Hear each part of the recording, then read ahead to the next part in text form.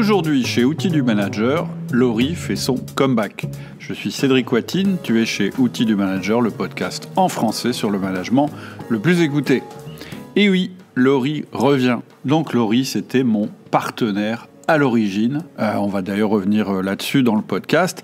Mais surtout, on va te parler d'un nouvel outil qu'on sort tous les deux. Un outil de résolution de problèmes tiré du Lean Manufacturing et qui, j'espère, sera le premier d'une longue série.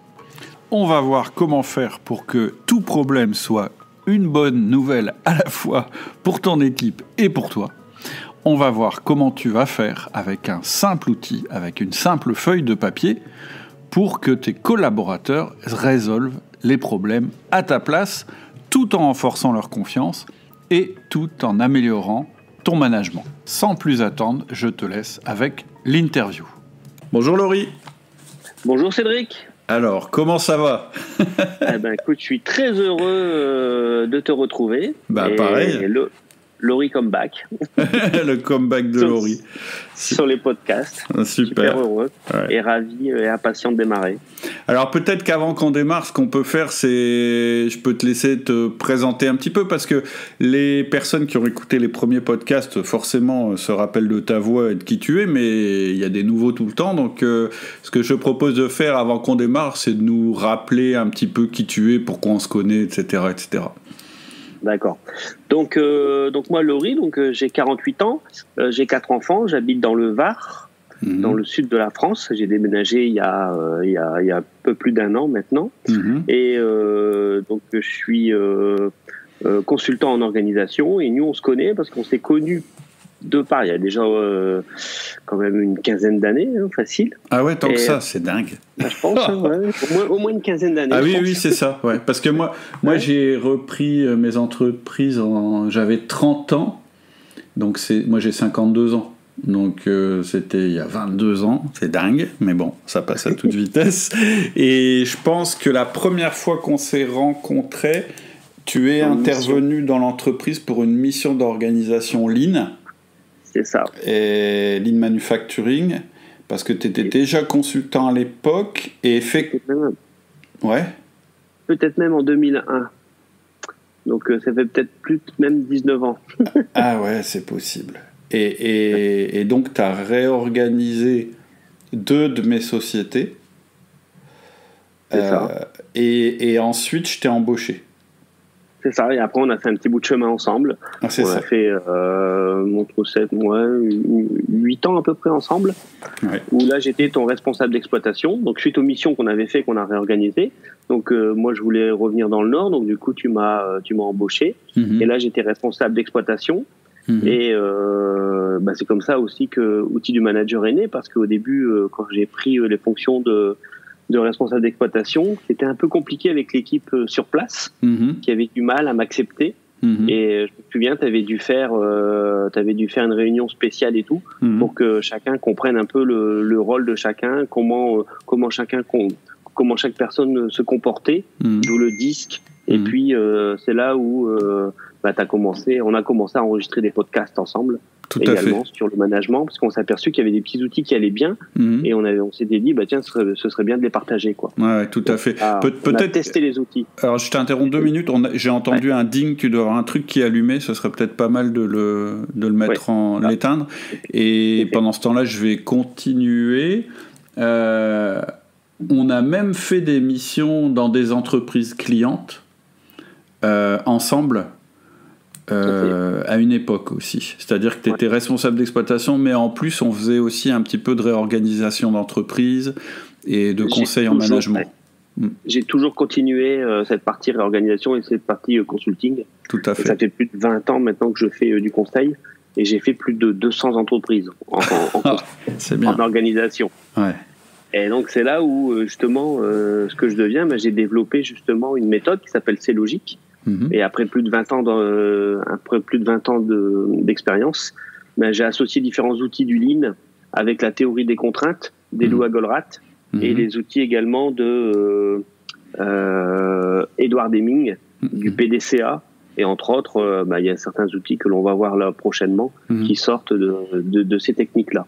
Et moi, mon métier, vraiment, ma valeur ajoutée à moi, et tout ce que j'ai appris et tout ce qu'on a fait également ensemble, ça a été de simplifier et de simplifier tous les outils, toutes les grandes théories pour qu'elles soient applicables de suite. Plug and play, quoi. On prend l'outil, on le met en place de suite, quoi. Et ça, c'est vraiment la valeur ajoutée de ces logiques. Et moi, j'étais formé par des Québécois. Alors, j'aime bien le dire parce que les Québécois, ils aiment bien vulgariser, ils aiment bien simplifier les outils. Et donc, après, il faut que ce soit utilisable directement au sein d'entreprise et par tous les collaborateurs. Et c'est là que on se retrouve et on se comprend bien, nous deux. C'est que moi, c'est aussi un peu ma démarche au niveau du management des personnes. C'est-à-dire que moi, j'essaye de toujours évacuer, de faire comprendre la théorie, mais pour le plus rapidement possible aller au concret. Et puis, je pense qu'il y a une autre chose qui fait qu'on se rejoint très très bien au niveau, je dirais, pédagogie et mise en application. C'est que nous, on va toujours partir du terrain et du problème terrain pour le résoudre, et ensuite expliquer la théorie pour pouvoir l'étendre au reste de l'entreprise, etc. On pense que cette méthode qu'on peut appeler bottom-up, c'est-à-dire on part du concret, du terrain, on résout, et une fois qu'on a fait ça, on peut expliquer pourquoi ça a marché et le démultiplier dans l'entreprise. Je pense qu'on a ça en commun, c'est-à-dire que toi tu le fais dans le lean et moi je le fais dans le management. Moi, je pars toujours des problèmes des gens, c'est-à-dire, vous avez un collaborateur qui arrive en retard, ou vous avez je prends un truc simple, mais c'est pour expliquer, et à travers la manière dont je vais expliquer comment on va résoudre le problème du collaborateur qui arrive en retard, en fait, je suis en train d'expliquer l'outil feedback, et ensuite, je peux expliquer théoriquement pourquoi l'outil feedback fonctionne, et ensuite, je peux dire, vous n'êtes pas obligé de l'utiliser que sur un collaborateur qui est en retard, mais ça marche aussi avec un collaborateur qui est démotivé, ça marche aussi avec un collaborateur qui fait du mauvais esprit, etc. etc. Et toi, tu as exactement la même méthode quand tu interviens en entreprise. C'est-à-dire que je t'ai vu pratiquer, et entre autres dans mon entreprise, tu arrives, et la première chose que tu poses comme question, c'est quoi vos problèmes ? C'est ça. Et on démarre du problème et des douleurs. Moi, j'appelle ça maintenant des douleurs. On va trouver justement le petit remède qui va bien en face. Et c'est de ça qu'on va parler un peu plus tard dans le podcast. Mais avant, ce qu'on peut se poser comme question, c'est pourquoi on refait un podcast ensemble. Hein ? Je pense que ça peut intéresser les auditeurs. On va peut-être leur expliquer ça maintenant. Alors, à ton avis, pourquoi on fait un podcast ensemble ? Déjà, on a toujours bien travaillé ensemble. Oui. On a toujours eu envie, je me souviens, on s'était fait une petite balade tous les deux et on en avait discuté, et c'est comme ça qu'est né Outils du Manager. Tu voulais le lancer, et puis on s'est dit, tiens, on va faire des podcasts. Et on a toujours voulu justement offrir des formations, des formations aux auditeurs. Tout à fait. Donc toi sur le management, et tu voulais apporter cette brique aussi d'organisation qui est très complémentaire au management. Tout à fait. Parce qu'une fois qu'on sait manager les gens, il faut des outils pour être encore plus performant et travailler sur l'organisation. Tout à fait. Et donc, c'est vraiment deux parties entremêlées. Oui, tout à fait. Et je me souviens très bien que toi, quand tu as rejoint mon entreprise, puis qu'on a commencé à parler d'outils du manager, tu as aussi ajouté à ta démarche la composante management. Parce que tu m'avais expliqué, c'est vrai, moi j'arrive dans une entreprise, je résous un problème, mais la seule manière de faire qu'on retombe pas dans les anciens travers, et puis que petit à petit, ce qu'on a réussi à résoudre dans l'entreprise, finalement, ça se détériore au fil du temps. Je me souviens très bien, tu m'as dit, moi maintenant j'intègre la création des 1 à 1, qui sont du management, à ma démarche. Parce qu'en fait, c'est à travers le management qu'on va réussir à faire vivre le lean. Ça permet de pérenniser aussi l'organisation et d'empêcher d'avoir ces dérives et de partir. Et surtout, c'est un très bon outil aussi pour donner du sens, redonner du sens. Tout à fait. Et un petit peu tuer les rumeurs, et puis et vraiment retravailler avec le collaborateur sur l'organisation, sur ses objectifs. Tout à fait. Et sur l'organisation. Donc tout est complémentaire, quoi. Absolument. Et ça permet de pérenniser. Et moi, à l'inverse, si on prend l'angle management, mettre une structure de management, c'est super, mais à quoi ça sert ? Et on va voir dans ce podcast que le premier sujet auquel on va s'attaquer ensemble, c'est comment résoudre n'importe quel problème en travaillant en équipe. On va voir à la fois que ça va permettre d'utiliser un premier outil Lean qui est vraiment important, et à la fois ça permet en plus de renforcer notre management. Et c'est ça qui m'intéressait. Voilà, tout à fait. Alors, peut-être qu'avant qu'on rentre dans le vif du sujet, est-ce que tu peux nous résumer ce que c'est que le Lean ? C'est-à-dire nous expliquer, en gros, le Lean, c'est quoi ? C'est une philosophie, c'est une manière de travailler, c'est un outil, c'est quoi en fait le Lean ? Alors, le Lean, on appelle ça aussi donc le Lean Management ou le Lean Manufacturing, et ça vient de chez Toyota. Donc, on peut appeler ça aussi le toyotatisme. Et donc, ça existe quand même depuis les années 1950. Donc, c'est quand même pas tout récent. Sauf que là, c'est beaucoup plus axé maintenant sur les petites entreprises. Alors, les grosses entreprises l'utilisent beaucoup, les gros groupes les utilisent beaucoup. L'automobile a été un précurseur dans tout ce qui est Lean Management. Alors, le Lean, moi, j'aime bien le résumer. Alors, moi, je vais vraiment en parler de façon applicable directement aux petites entreprises.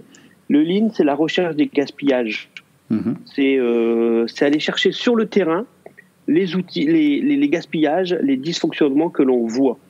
Pareil, c'est du factuel. C'est des choses que l'on voit.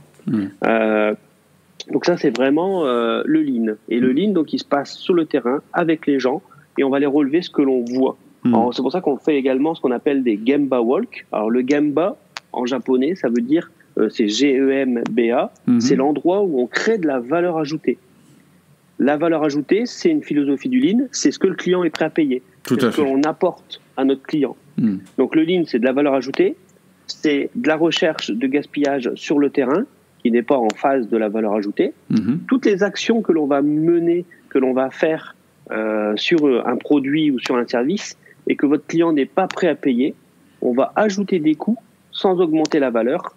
Ça s'appelle un gaspillage. Donc pour moi, le Lean, c'est vraiment la recherche des gaspillages. Et ça, c'est vraiment intéressant quand on est chef d'entreprise comme moi, parce que quand on réfléchit, effectivement, les entreprises qui vont survivre à leur concurrence, voire qui vont plutôt se développer sur leur marché, c'est vraiment celles qui vont faire ce que le client veut, mais uniquement ce que le client veut. Et souvent, dans une entreprise, on a tendance à vouloir tout faire et voir tous les cas de figure, et y compris faire des choses qu'en fait le client n'est pas du tout prêt à payer. Or, une entreprise qui fait des choses que le client n'est pas prêt à payer, en fait, c'est une entreprise qui n'est pas efficiente, qui n'est pas, c'est-à-dire qui tourne trop riche, c'est-à-dire elle a trop de charges et pas assez de revenus. Et l'objectif d'une entreprise, c'est de faire ce que le client demande, certes, mais surtout de faire ce que le client est prêt à payer. Parce que le juge de paix sur la survie d'une entreprise, c'est quand même, est-ce que le client est prêt à payer pour le service que je propose ? S'il n'est pas prêt à payer, mon entreprise, elle ne sert à rien. Et en plus, elle ne survivra pas. Et alors, ça, c'est vraiment la notion fondamentale du Lean, la valeur ajoutée. Ça, c'est vraiment intéressant. Je vais y revenir bientôt. Mais avant, récemment, dans nos conversations, tu m'avais expliqué qu'en fait, quand tu démarchais tes clients, désormais, tu ne parlais plus de Lean. Tu disais ce mot-là, je peux plus l'utiliser. Pourquoi ? Le mot-là, il a été galvaudé, il a été mal utilisé et il a été dévié. Aujourd'hui, il y a beaucoup d'entreprises qui associent le Lean à la recherche des gaspillages. Et donc, du coup, ils traduisent ça en cost killing, quoi. Ils vont aller à la réduction des coûts. Et donc, ils vont éliminer des gaspillages, mais ils vont également éliminer des ressources. Ils vont dire, tiens, si on est capable de faire plus avec moins de personnes, on sera encore plus rentable. Et le Lean, donc, il a été dévoyé. Il était mal utilisé. Et donc, les syndicats, il y a plusieurs syndicats qui sont rentrés dans cette brèche et qui, du coup, se disent, regarde, il y a beaucoup de problèmes avec le Lean. Alors, malheureusement, il y a eu beaucoup de gros problèmes chez Orange. Et chez Orange, ils ont associé ça au Lean. Alors que c'était pas à cause du Lean, c'était à cause plutôt du management et d'une mauvaise utilisation. Parce que un des piliers, on appelle ça toujours la maison du Lean, et dans un des piliers de la maison du Lean, il y a les collaborateurs. Et donc, on ne peut pas aller à l'encontre des collaborateurs. Si on veut améliorer une entreprise, on doit justement faire progresser ces gens. On doit faire progresser ses collaborateurs. C'est comme ça qu'on fait progresser une entreprise. Et donc, le Lean a été galvaudé pour ça et a été mal utilisé, a été mal perçu, mal vendu. Et donc, du coup, je n'utilise plus ce terme. D'accord. En entreprise, j'essaie de ne pas l'utiliser. S'il y a des chefs d'entreprise qui veulent que je l'utilise. Mais sinon, moi, je m'inspire des outils du toyotatisme, de Toyota, de Taiichi Ohno. Je m'inspire des outils de Elioa Goldratt, de la théorie des contraintes. Oui, le livre connu de Goldratt, c'est Le But. Il y a plusieurs personnes qui en ont parlé sur le forum, d'ailleurs. D'accord. Donc le livre Le But, qui explique que dans tout système, il y a toujours des contraintes, des endroits qui nous empêchent d'en faire plus. On aura l'occasion, j'imagine, de faire un podcast également sur la théorie des contraintes. Bien sûr. Et donc, moi, j'ai vraiment associé tous ces outils-là, quoi. C'est comme ça que j'ai créé C'est Logique. Et C'est Logique, l'objectif, c'est de produire plus vite, sans investissement. C'est ça. Donc, en fait, c'est un peu là où je voulais t'emmener en te disant ça a mauvaise réputation. En fait, c'est pareil que le management, c'est pareil que l'influence dont je parle, c'est des outils extrêmement puissants. Et avec un outil, on peut faire le bien ou on peut faire le mal. Moi, je prends l'exemple simple du marteau. Avec un marteau, tu peux construire une maison ou tu peux assommer quelqu'un. Et donc, dire le lean, c'est pas bien, c'est absurde. Ce serait comme si on disait la relation avec les collaborateurs, c'est pas bien. En fait, ça dépend de la manière dont il est utilisé. Et je trouve que l'histoire des investissements, c'est un très bon exemple que tu donnes là, parce que là, pour le coup, j'ai participé avec toi à pas mal de missions qu'on a fait dans certaines entreprises, qui étaient nos clients à l'époque, et qui étaient des gens qui n'étaient pas des très grosses entreprises forcément, mais qui avaient des investissements très lourds à faire. Et on a obtenu des gains de productivité dans ces entreprises-là qui étaient incroyables, sans faire aucun investissement. Je me souviens d'un dossier en particulier d'une entreprise où en quelques semaines, en quelques jours, peut-être quelques semaines, tu avais réussi à faire un gain de productivité dans l'entreprise, je crois de l'ordre de 30%, sans aucun investissement. Et je me souviens très bien, l'entrepreneur, il ne comprenait pas. Il disait, mais comment c'est possible ? Et en fait, c'était juste en réalignant les process, juste en réorganisant son atelier, etc., que tu avais supprimé les goulots d'étranglement qu'il y avait dans le process, et que tu avais optimisé. Voilà. Ouais, on a optimisé les goulots. On a optimisé les goulots et on a ciblé le bon endroit. Tout à fait.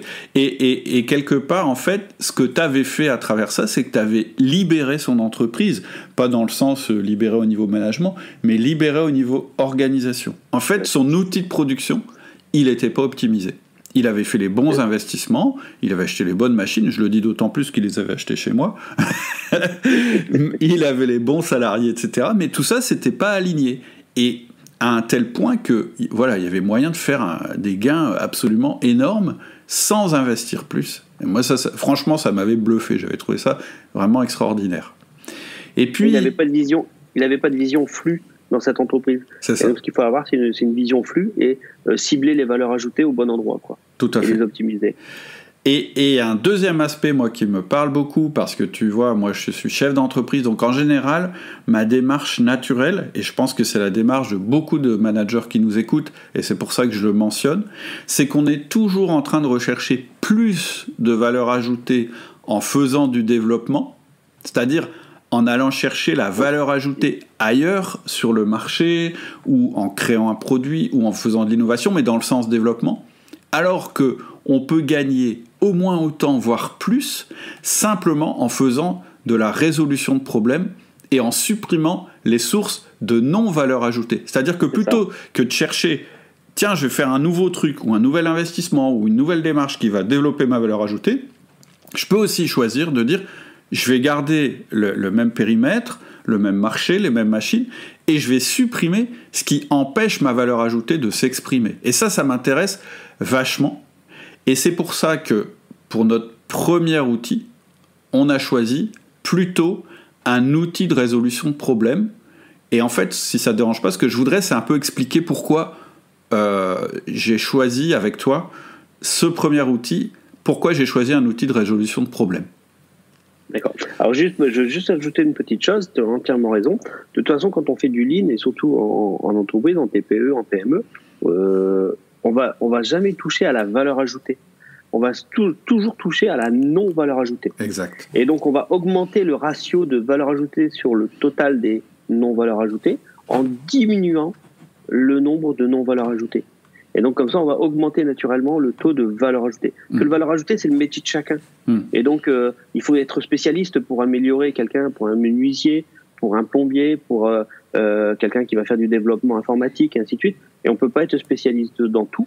Et nous, quand on est consultant en organisation, on va vraiment s'axer que sur les non-valeurs ajoutées. Et naturellement, on va dégager du temps et ils vont naturellement ils vont faire plus de valeur ajoutée et mieux. Et donc le lean, avant tout, il doit s'attaquer au processus. Et voilà.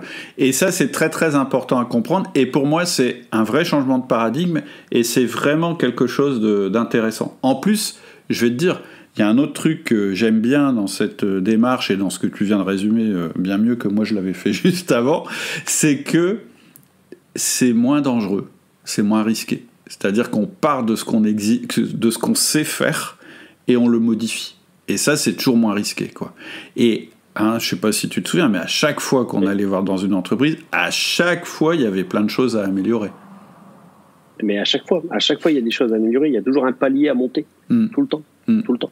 Sauf que là, on est confronté souvent aussi à la résistance au changement. Ah. Et si vous vous attaquez aux valeurs ajoutées, vous vous attaquez au métier de la personne, et là, on est en frontal avec la résistance au changement. Exactement. Et quand on l'aborde par la non-valeur ajoutée, on lui dit non, ton métier ne va pas changer. Si tu perces, tu mets toujours 2 minutes à percer, tu mettras toujours 2 minutes à percer, et ainsi de suite. Par contre, tu vas voir, je vais te donner une vision client, et je vais te donner une vision processus, et tu vas voir qu'on va voir les choses autrement. Et c'est comme ça qu'on arrive à emmener les équipes. Mais on aura l'occasion de le revoir plus tard. Et c'est pour ça que le premier outil qu'on a choisi de développer ensemble, c'est un outil de résolution de problèmes. Et en fait, je voudrais expliquer pourquoi. La première chose, c'est que je pense que la vie du manager, quelquefois, elle est un peu triste et elle est un peu compliquée et on peut être très découragé parce qu'on peut avoir l'impression que notre vie, c'est en permanence gérer des problèmes. Premier point. Le deuxième point pour lequel on a choisi cet outil-là, c'est que je pense qu'avec le Covid, on a beaucoup de collaborateurs qui sont perdus et qui ont besoin d'être remis sur les rails et de redevenir productifs. Le Covid, le confinement, les changements, etc., ça a fait beaucoup de mal aussi, je pense, c'est à la fois un problème et une opportunité, mais en tout cas, ça a fait beaucoup de mal. Et il y a beaucoup d'entreprises... il est vu comme un problème. Ouais. Puis je vois beaucoup d'entreprises qui ont un mal fou à se remettre en route et qui traînent toujours des problèmes qui ont été générés par le début du Covid. Et donc, le Covid en lui-même, soit il a généré des nouveaux problèmes dans l'entreprise, soit il a mis en avant des problèmes dont on ne se rendait pas compte. Et puis, il y a un autre aspect pour lequel je pense que la résolution de problèmes, c'est quand même un gros sujet pour un manager, c'est que, ça c'est un petit peu le mal français, on a un peu tendance, je veux dire, il y a des sondages, je pense pas que je dévoile une vérité qui était cachée. En France, on a un petit peu cette tendance à beaucoup se plaindre de tout ce qui marche pas et en permanence attendre que la solution vienne de l'extérieur, tout en critiquant la personne qui pourrait amener la solution. Et parfois, en tant que manager, tu peux avoir ce sentiment-là qu'en fait, tes collaborateurs, ils se plaignent tout le temps, et que toi, tu es un petit peu leur esclave à essayer de leur apporter des solutions. C'est ça. C'est des autres. Voilà. On reporte généralement à l'extérieur de son périmètre les problèmes. Et en particulier, le service d'à côté, ou le collègue, ou très souvent le manager. Et puis, je pense que le dernier point pour lequel j'avais envie qu'on travaille en priorité sur un problème de résolution de problème, c'est que en fait, en général, nos collaborateurs sont pas très ouverts au changement, que par contre, avec le Covid, ils ont bien vu qu'il y avait des dangers, ils ont peut-être eu la perception qu'il y avait des choses qui marchaient pas très très bien, ils ont pris conscience de certaines douleurs, et donc, c'est un terrain favorable à mettre en place quelque chose qui va les impliquer et les aider à résoudre des problèmes. Mais là, j'anticipe un peu. Ce qui est intéressant dans notre approche à tous les deux, c'est qu'en fait, assez vite, dans notre carrière, on s'est rendu compte qu'en fait, avoir des problèmes, ça pouvait être positif. Mais justement, le manager lean, quand il est face à un problème... son premier réflexe, ça doit être chic, un problème, une contrainte, une opportunité d'amélioration. Et ça doit résonner comme ça dans la tête. Moi, quand je vois un problème, je ne suis pas défaitiste. Je me dis, super, il y a une marge de progression, on a quelque chose à améliorer, ok. Et donc, on peut améliorer le process. Donc moi, quand je vois un problème, je leur dis toujours, chic, un problème, allez, on y va, on a une opportunité d'amélioration. Et donc, c'est pour ça que la théorie des contraintes et le manager lean, lui, il doit toujours être comme ça, il doit être câblé comme ça, quoi. Chic, un problème, il y a une contrainte, ok, on la transforme en opportunité d'amélioration. Et je pense que là, justement, sur la fin 2020 et le début 2021, en termes de contraintes, on est servi. Donc, on n'a que le choix d'améliorer nos process. Et de toute façon, comme je dis, on n'a même pas le choix, quoi. Et on est obligé de revoir nos façons de penser, de revoir notre façon de se déplacer, du service client, du travail à distance et toutes ces choses-là. Donc, on est obligé de se réorganiser. En fait, ça, c'est sur l'aspect lean. Après, sur l'aspect management, il y a un truc qui est très, très important que je voudrais dire. Après avoir dit les réticences au changement, la déstabilisation, le fait qu'on a toujours l'impression d'être rendu responsable des problèmes de nos collaborateurs, etc., ce que je voudrais dire, c'est que la résolution de problèmes, et surtout la résolution de problèmes en équipe, c'est un moyen de renforcer la confiance. Donc, première chose, les problèmes, de toute façon, c'est la vie du manager. C'est-à-dire, t'es manager, ça veut dire qu'en acceptant d'être manager, tu as accepté que la responsabilité de la résolution des problèmes, c'était toi vis-à-vis de ta direction. Et donc, au lieu de te plaindre qu'il y a des problèmes, effectivement, ce changement d'état d'esprit, ça doit être, non, un problème, c'est une occasion pour améliorer les choses. Et c'est d'ailleurs ce genre de manager qui va être le plus recherché sur le marché, le plus apprécié dans son entreprise. Donc moi, j'encourage les managers à changer leur vision exactement dans le sens que tu viens de décrire. Mais je vais plus loin, c'est aussi une occasion pour resserrer les liens dans l'équipe. C'est-à-dire que, la bienveillance, c'est bien, on en parle beaucoup, il y a beaucoup de choses à droite à gauche là-dessus, mais, et c'est très louable comme intention, mais pour moi, la bienveillance, c'est pas activable. J'essaye de donner des outils qui finalement font de la bienveillance, mais en fait, ça ne veut pas dire grand-chose, je dirais concrètement. Moi, je pense qu'il n'y a rien de mieux pour renforcer la confiance dans une équipe que de s'attaquer ensemble à des problèmes, et surtout de résoudre ensemble les problèmes. C'est-à-dire que c'est le sens dont tu parlais tout à l'heure. Si tu réussis à prendre appui sur les problèmes que te donne ton équipe, qui sont ses douleurs, et que tu réussis à résoudre, eh ben, tu vas resserrer les liens de l'équipe et tu vas en faire une petite communauté qui fonctionne très bien ensemble. Et c'est ce que cherchent les collaborateurs. En fait, quand ils se plaignent, c'est aussi parce qu'ils ont besoin de ce sens et ils ont besoin de devenir acteurs dans leur douleur. Et quand on veut mettre en place un changement, alors les Français sont réticents au changement, mais il y a beaucoup de cultures qui sont réticentes au changement. Mais ce qui est universel, c'est que c'est toujours plus efficace de partir des problèmes et des frustrations des gens que d'essayer de leur vendre du rêve. C'est-à-dire que le rêve, c'est quelque chose, il faut argumenter, il faut illustrer, il faut parler au cœur. C'est très compliqué de vendre, entre guillemets, un rêve. Et en plus, en France, on a un tel esprit critique que le rêve, la première chose qu'ils vont faire quand tu vas commencer à leur présenter un futur qui serait meilleur, ils vont défoncer ton image. C'est-à-dire que leur objectif, ils vont mobiliser leur énergie pour dire « mais non, c'est pas possible, mais non, on n'y arrivera pas, mais non, mais non, mais non ». C'est tout, c'est notre culture, c'est comme ça. Par contre, si tu fais le contraire, c'est-à-dire si tu parles pas du rêve, même si tu as un rêve, même si tu veux que quelque chose se réalise dans ton entreprise, même si au fond d'eux, ils ont envie de ça, c'est pas comme ça qu'il faut aborder le problème.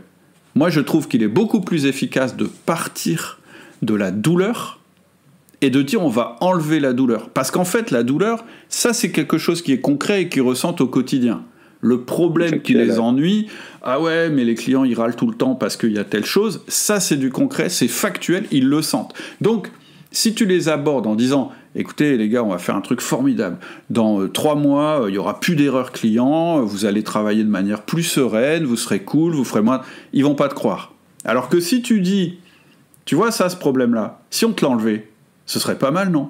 Eh ben, on va travailler pour enlever ce problème-là. Tu vois, on va arriver au même résultat, sauf qu'on n'aura pas pris la même approche. Et je trouve que l'approche du Lean et le fait d'avoir un outil pour travailler justement en partant de leur douleur à résoudre les problèmes, c'est beaucoup plus efficace. Oui, tout à fait, c'est exactement ça, quoi. Moi, j'y crois. Et de toute façon, moi, quand je démarre aussi un chantier ou des choses comme ça, à chaque fois, les gens, de toute façon, ils commencent par leurs problèmes, quoi. Toujours. Et ils commencent par leur douleur. Et généralement, l'outil que l'on va voir, là, cet outil de résolution de problèmes, avant, je ne le donnais pas au début, mais maintenant, je le mets au début parce que les gens me le réclament. Et on passe directement dans l'action. Et une fois qu'ils ont démarré ça, ils se disent, comment on peut aller plus loin ? Et après, on peut développer d'autres outils.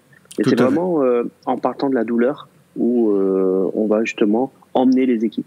Tout à fait. Donc, peut-être qu'on peut, pour un petit peu expliquer notre démarche, on a commencé à le faire, expliquer en fait concrètement c'est quoi cet outil qu'on va proposer sous la forme d'une formation. Déjà vous avez compris le principe. Le principe c'est de démarrer votre démarche Lean. Moi l'idée c'était, au départ, quand on avait discuté, c'était de faire une grosse formation Lean. Tu te souviens, on avait commencé à dire on va faire un gros truc. Puis après en avançant on s'est dit non, on va aller plutôt... on va proposer des outils. Comme on l'a toujours fait chez Outils du Manager, on va proposer des outils et dans ces outils, ou plutôt la mise en application de ces outils les uns après les autres, ça va permettre de constituer une espèce de boîte à outils globale. Et donc notre idée, c'est pas de dire on va mettre un gros truc Lean pour tout transformer, c'est de proposer des outils régulièrement qui sont compatibles entre eux et qui fonctionnent entre eux. Et donc le premier outil qu'on a choisi, c'est cet outil-là. C'est ça. Et on va utiliser ce qu'on appelle, mais comme en ligne, on va utiliser la technique des petits pas. Donc, avant de courir, il faut savoir marcher. On va faire un petit pas, un petit pas, un petit pas. Et là, le premier pas qu'on va vous proposer, c'est d'utiliser un outil de résolution de problème. Donc, qui s'appelle le A3. Voilà. Donc, on verra juste un petit peu en bas pourquoi ça s'appelle le A3. Ouais. Mais l'avantage de cet outil, c'est que c'est un outil simple. Il est structurant, comme tous les outils d'organisation. Ouais. Et il est applicable de suite. Une fois que vous avez écouté la formation, vous pouvez l'appliquer de suite. Et on vous donne également dans la formation quelques petites astuces, des pièges à éviter, et ainsi de suite sur cet outil. Donc c'est un outil qui s'appelle le A3. Pourquoi ? Parce qu'il est sur une feuille A3. Mais c'est véridique. C'est vraiment une feuille A3. Donc, allez pas imprimer un A3 sur un A4 parce que vous n'avez pas assez de place pour écrire. Et ne pas faire l'inverse non plus. Et ne pas aller me faire un A3 sur un fichier Excel où on peut ajouter des onglets, quoi. Donc, un A3, c'est une feuille A3. Et pourquoi c'est sur un A3 ? Parce que ça permet d'avoir un espace limité. Et donc, ça va enlever le bruit, ça va vous obliger à être factuel et à résumer les choses et à ne mettre que ce que vous voyez et pas à interpréter les choses. Donc c'est un outil sur une seule page, c'est un outil qui va structurer les choses, il va vous faire passer par différentes étapes et il va, au fur et à mesure, à chaque étape que vous allez passer, vous allez donner du sens à l'équipe. C'est un outil qui va utiliser le 5 pourquoi. 5 pourquoi, c'est un outil où on pose 5 fois la question pourquoi, un peu avec l'innocence de l'enfant. Un enfant, quand il vous demande quelque chose, déjà, quand il vous a demandé une explication, tout de suite derrière, mais pourquoi ? Et puis il vous redemande encore un pourquoi, parce qu'il veut aller jusqu'à la cause fondamentale. C'est ça. Donc on a utilisé cet outil, qui s'appelle les 5 pourquoi, qui est l'un des outils le plus délicat à utiliser. C'est celui vraiment sur lequel il faut vraiment s'entraîner. C'est celui qu'il faut bien maîtriser. Et ensuite, et donc dans la formation, en fait, cet outil va permettre quand on a un problème, de remonter aux causes fondamentales et d'une manière assez élaborée. Même si l'outil 5 pourquoi il est simple à faire, il a l'air simple, il faut vraiment comprendre la philosophie et on a mis un passage assez long sur ça, avec vraiment la manière graphique même de poser la question des 5 pourquoi. Voilà. Et parce que l'avantage de 5 pourquoi, c'est au fur et à mesure qu'on pose les questions, on enlève les couches des symptômes pour arriver justement directement à la cause racine, quoi. Après, c'est une méthode, donc c'est une méthode que vous allez vous-même donc apprendre, vous allez vous l'assimiler une bonne fois pour toutes, et qui va vous servir toute votre carrière. Même sans ouvrir la 3, vous allez avoir cette structure dans votre tête, quoi. Et c'est également un outil de délégation, parce que c'est un outil qui va vous permettre de déléguer à vos équipes la façon de résoudre un problème. Donc, je trouve que c'est un bon outil de délégation également. Et vous allez faire grandir vos gens avec ça, vos collaborateurs. Et c'est ça qui est très intéressant quand on voit ton format A3, c'est qu'en fait, c'est très intéressant cette formule. Tu disais, effectivement, ça empêche de partir dans tous les sens parce que c'est A3 et on peut pas sortir du format. Mais en plus, le deuxième avantage que j'y vois, tu l'as décrit, c'est que il y a un ordre pour l'utiliser. On commence à un point 1 et on arrive à un point je sais plus combien. Mais donc, à l'intérieur, même visuellement je dirais du visuel, on voit qu'on doit franchir chaque étape et il y a un ordre pour les étapes. pour pas partir dans tous les sens. Et ensuite, et c'est ça qui est intéressant et que tu es en train de dire, c'est un outil collaboratif, c'est-à-dire c'est un outil de délégation. C'est-à-dire qu'en un coup d'œil, on sait tout de suite qui doit faire quoi, quand, etc., etc. Ça devient une référence dans l'équipe, en fait. Ouais, c'est un outil simple, visuel, et donc qui va améliorer la communication. Et donc qui permet de communiquer à toute l'équipe où est-ce que l'on en est, qui doit faire quoi, et quels sont les résultats, et quel est l'objectif attendu. Donc on a vraiment tout sur une seule page. Voilà. Il est magique, cet outil. Tout à fait. Enfin, il est magique, mais il est concret en même temps. Concret et collaboratif. Ouais. Mais il est vraiment d'une efficacité redoutable. Après, c'est un outil qui est court. Quand on l'utilise, on l'utilise sur le terrain. Donc ça, par contre, c'est important à utiliser sur le terrain. Et puis, ça doit aller vite, quoi. Ça doit aller vite et on peut faire des pauses de quelques jours, le temps d'aller chercher des chiffres, le temps d'aller chercher des données. Mais ça, on l'explique également dans le A3. Et puis... c'est très vivant. C'est très vivant et moi, j'aime bien l'aborder sous forme d'une enquête de police. Et quand vous êtes enquêteur de police, vous devez aller chercher des faits, vous allez chercher des preuves. Vous ne devez pas vous rester figé que sur des ressentis, des choses comme ça. Vous devez avoir des preuves, quoi. Et c'est ça qui est important. Et donc, on a des coupables, on a des victimes, et il faut aller remonter cette enquête. Et c'est intéressant et c'est passionnant à faire aussi, d'aller chercher un problème. Ouais, tout à fait. L'objectif du A3, c'est de ne pas trouver la solution tout de suite. Parce que des fois, quand on a un problème, on dit bon, t'as un problème, c'est quoi la solution ? Il y a une fuite d'eau, j'ai mis une bassine en dessous. Ça y est, il n'y a plus d'eau qui coule. Donc la fuite existe toujours, quoi. Et donc l'idée du A3, c'est d'éviter de mettre un pansement sur une jambe de bois, quoi. Donc l'idée du A3, c'est de trouver la solution. Et donc on va voir dans le A3 que la solution, elle doit tuer la cause racine. Je dévoile déjà des petites astuces, et donc si la solution ne tue pas la cause racine, c'est pas une solution. En fait, c'est un vrai processus. C'est-à-dire que c'est pas, on n'est pas, tout à l'heure je disais, le problème d'un manager qui peut avoir, qui peut ressentir tous les jours, c'est une des douleurs du manager, c'est l'impression que c'est une vie sans fin où de nouveaux problèmes arrivent et on donne des solutions et ça continue et on redonne des solutions en permanence, etc. Quand tu es à l'A3, en fait, tu sors de cette boucle en fait permanente de résoudre des problèmes et de résoudre les problèmes que les problèmes génèrent et ainsi de suite, parce que tout d'un coup tu as un processus. Et en fait, quand tu as un processus, ça permet plusieurs choses. Je l'ai dit tout à l'heure, ça permet de faire participer les autres. Ça permet aussi de choisir sur quel problème tu vas agir, parce que quand ton équipe a pris l'habitude de te soumettre des problèmes en permanence et que tu essayes de tous les résoudre au fur et à mesure, en fait tu n'avances pas. Et donc le fait de rentrer dans un A3 qui permet très très vite de cartographier le problème, de très très vite de se dire est-ce que c'est un problème qu'on doit résoudre ou pas, parce qu'il y a des problèmes qu'on peut choisir de ne pas résoudre. Valider, oui. Et ça t'oblige en fait à focaliser ton équipe sur ce problème pendant une durée jusqu'à ce qu'il soit résolu. Déjà ça coupe tous les autres problèmes qu'on va te soumettre parce que on est déjà en train de résoudre ce problème-là. Alors que si tu n'as pas impliqué ton équipe, elle va continuer en permanence à te soumettre des nouveaux problèmes. Et puis, ça permet aussi de casser le cercle infernal. C'est-à-dire que maintenant, ta vie, c'est plus une succession de problèmes. C'est une succession de solutions. C'est quand même pas la même chose. C'est quand même une vie plus sympa. Et puis, voilà.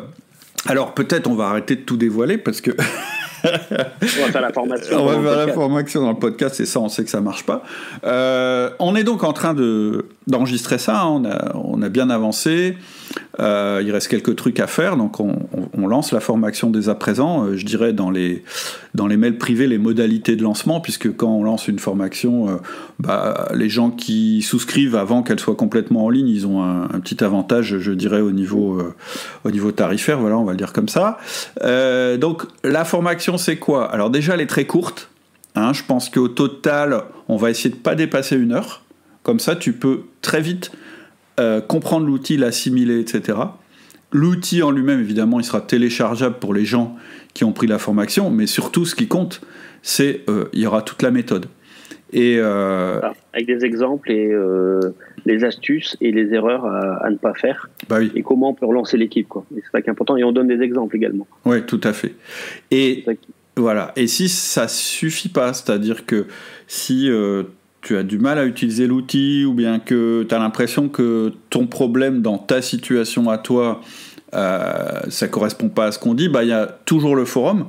Donc je rappelle qu'avec chaque formation, il y a un forum privé qui est dédié à la formation, auquel tu n'as accès que si tu as pris la formation, évidemment, sinon les questions ne vont pas être pertinentes. Et sur ce forum, tu pourras aussi proposer ton A3 ou poser des questions, dire moi j'y arrive pas, j'arrive pas à mettre je bloque là, etc. Nous les soumettre, ouais, tout à fait. Tout à fait. Et nous, on pourra, voilà. Tu auras un spécialiste qui s'appelle Laurie, qui est quand même qui comprend.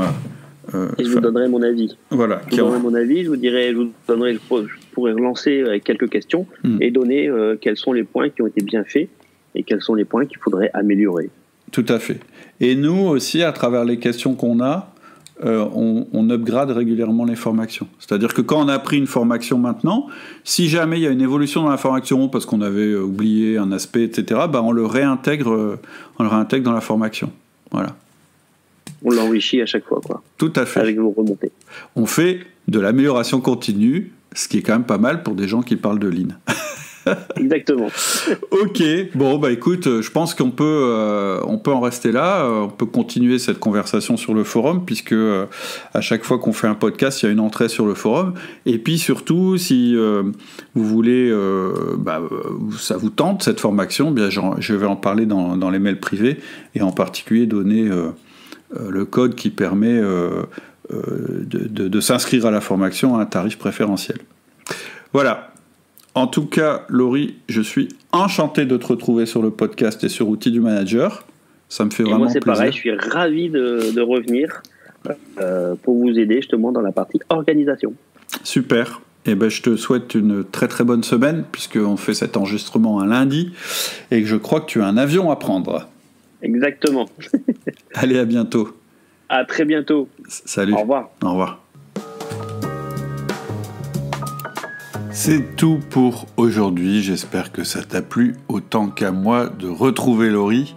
Je te donne le lien en descriptif pour continuer la conversation sur le forum, et puis je te donne aussi le lien vers la formation qui est en lancement, avec actuellement un tarif promotionnel si tu utilises le code NAOW.